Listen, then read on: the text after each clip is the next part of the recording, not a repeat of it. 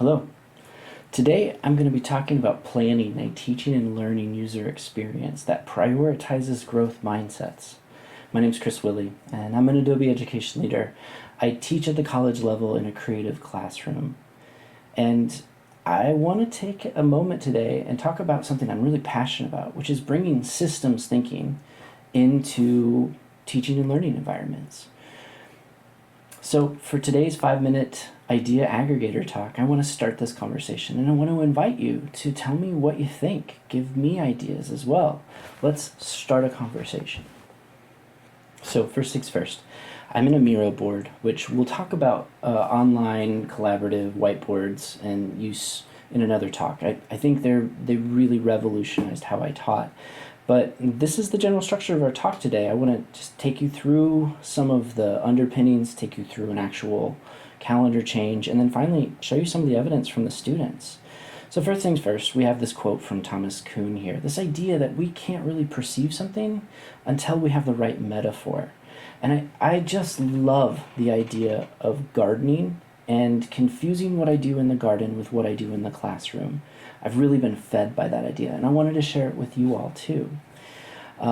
Last October, I was on a jog, and I had just started this book by Dr. Geoffrey West of the Santa Fe Institute.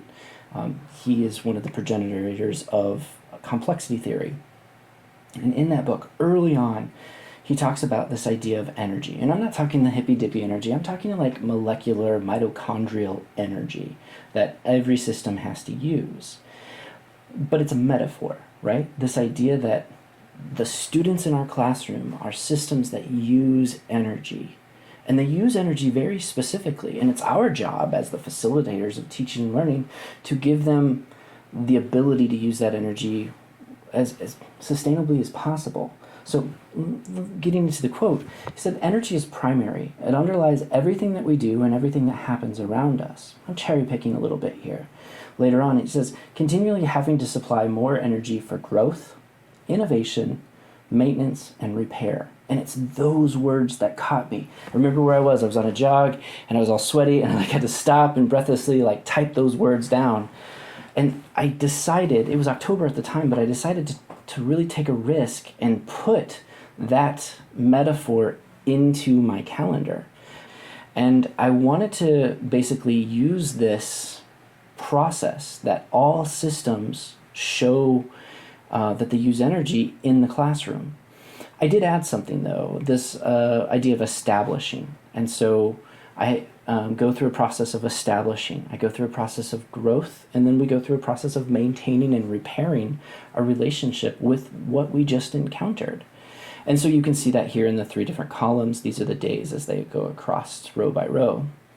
Just to kind of give you a little bit of an example, when we start something, I'm trying to establish the terms of art. I'm trying to establish the techniques, the exemplars, giving the students ideas of workflow and routine transfers. So that would be the first step that I do for establishing. And then the next step, we move on, and we're looking at how do we complicate that? So if I'm giving you a bunch of terminology for shot types for a storyboard on the established day, then in the next day, how do we actually use those things? What do we do, and how do we make critical decisions around which shots we're going to use? And so that would be the next example. We established ideas, we grow on those ideas, and then maybe most importantly, something new for my own calendar was this idea of maintaining and repairing. So I created community days because I think it's really important that our students talk to each other. They get practice communicating their creativity and their creative problem solving. They get practice critically thinking through the feedback that they get and understanding which feedback to take and which feedback not to take. And it's all very collaborative. In my classrooms, it's all about collaborative learning and collaborative growth. How can we support each other and celebrate each other?